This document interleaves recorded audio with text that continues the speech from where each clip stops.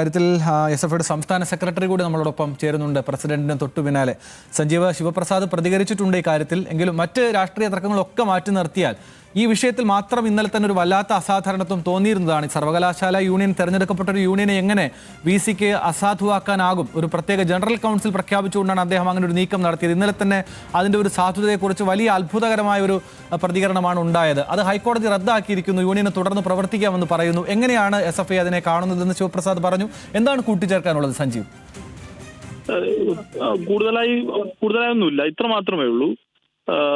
അസാധാരണമായ അല്ലെങ്കിൽ സ്വാഭാവികമായ നിലയിൽ നിയമങ്ങൾക്കനുസരിച്ചോ ജനാധിപത്യപരമായോ ഒരു പോസ്റ്റിലെത്തിയാൽ ചെയ്യേണ്ട കാര്യങ്ങളല്ലാത്ത വിധത്തിൽ പെരുമാറിയാൽ എന്തൊക്കെ ഈ നാട്ടിൽ നടക്കും എന്നതിന് ഉദാഹരണമായിരുന്നു ആരിഫ് മുഹമ്മദ് ഖാൻ. സ്ഥലജല വിഭ്രാന്തി ബാധിച്ച പോലെയായിരുന്നു അദ്ദേഹത്തിന്റെ ഇടപെടൽ. അതിന്റെ മറ്റൊരു മിനിയേച്ചർ വെർഷനാണ് ഈ പറഞ്ഞ മോഹൻ കുന്നുമ്മൽ. അപ്പൊ അതിനൊക്കെ കേരളം പോലുള്ളൊരു സ്ഥലത്ത് അവരുടെ ഈ പറഞ്ഞ ഇത്തരം വേലകളൊന്നും നടപ്പിലാവില്ല എന്നുള്ളത് തിരിച്ചു പഠിപ്പിക്കുക എന്നുള്ളത് ജനാധിപത്യത്തിന്റെ ഒരു ആവശ്യമായി മാറിയിരിക്കുകയാണ്.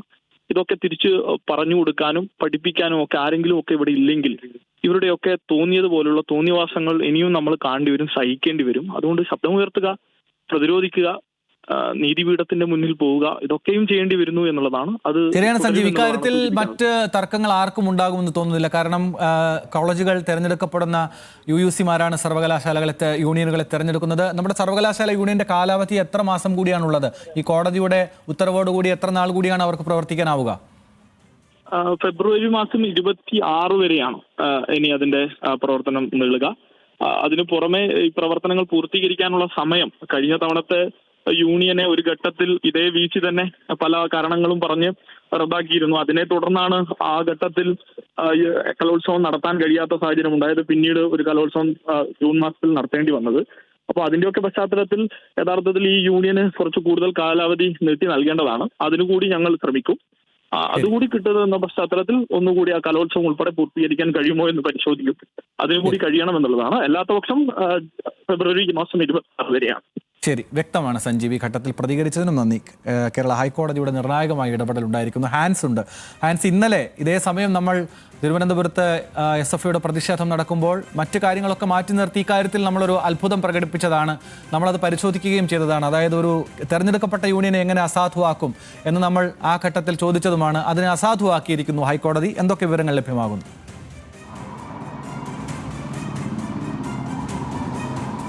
ആനന്ദ്, ഈ വിഷയവുമായി ബന്ധപ്പെട്ട് ഹൈക്കോടതിയുടെ വിധിയുടെ പകർപ്പ് പൂർണ്ണമായി ലഭിക്കേണ്ടതുണ്ട്. പക്ഷേ നമുക്ക് മനസ്സിലാക്കാൻ കഴിയുന്നത് അല്ലെങ്കിൽ ലഭിക്കുന്ന വിവരമനുസരിച്ച് SFIക്ക് അനുകൂലമായിട്ടുള്ള ഒരു നടപടിയാണ് ഹൈക്കോടതിയുടെ ഭാഗത്തു നിന്ന് ഉണ്ടായിരിക്കുന്നത്. ഇതിനു മുൻപ് തന്നെ യൂണിയന്റെ പ്രവർത്തനവുമായി ബന്ധപ്പെട്ട് ഫണ്ട് ആവശ്യപ്പെട്ടുകൊണ്ട് യൂണിയൻ ഒരു കത്ത് നൽകിയിരുന്നു. ഇതിന്റെ ഭാഗമായി 10 ലക്ഷം രൂപ അനുവദിക്കുകയും പക്ഷേ അത് പിന്നീട് യൂണിയന്റെ അക്കൗണ്ടിലേക്ക് ട്രാൻസ്ഫർ ചെയ്യാൻ വൈസ് ചാൻസലറുടെ ഭാഗത്തു നിന്ന് മടി ഉണ്ടാവുകയും ചെയ്തു. പക്ഷേ ഇതും കൂടി ചൂണ്ടിക്കാണിച്ചുകൊണ്ടാണ് SFI കഴിഞ്ഞ ദിവസം ഹൈക്കോടതിയിൽ ഹർജി സമർപ്പിച്ചത്.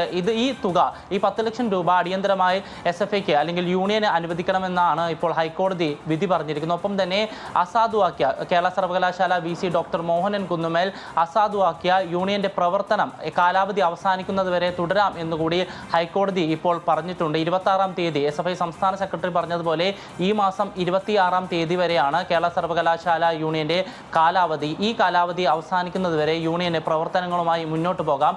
അതേസമയം നിലവിൽ ഏതൊക്കെ തരത്തിലുള്ള ഫണ്ടുകൾ യൂണിയന് ലഭിക്കേണ്ടതുണ്ട് അതെല്ലാം തന്നെ ജനാധിപത്യപരമായ രീതിയിൽ ലഭിക്കേണ്ട ആനുകൂല്യങ്ങളെല്ലാം തന്നെ യൂണിയന് നൽകണം എന്നുകൂടി കോടതി പറഞ്ഞിട്ടുണ്ട്. പക്ഷേ ഈ കലോത്സവവുമായി ബന്ധപ്പെട്ടുള്ള നടത്തിപ്പിൽ ഒരു അനിശ്ചിതത്വം ഇപ്പോഴും നിലനിൽക്കുന്നുണ്ട്. നിലവിലെ യൂണിയന് കലോത്സവം നടത്താൻ സാധിക്കുമോ എന്നുള്ള കാര്യത്തിൽ ഇതുവരെയും വ്യക്തതയില്ല. അതുമായി ബന്ധപ്പെട്ട് ഹൈക്കോടതി ഒരു പ്രസ്താവന നടത്തിയിട്ടില്ല എന്നാണ് നമുക്ക് ലഭിക്കുന്ന വിവരം. പക്ഷേ അതേസമയം കലോത്സവ നടത്തിപ്പുമായി ബന്ധപ്പെട്ട് തീരുമാനമെടുക്കുന്നതിന് അടിയന്തരമായി സിൻഡിക്കേറ്റ് യോഗം വിളിച്ചു ചേർക്കണമെന്നുകൂടി ഹൈക്കോടതി പറഞ്ഞിട്ടുണ്ട്.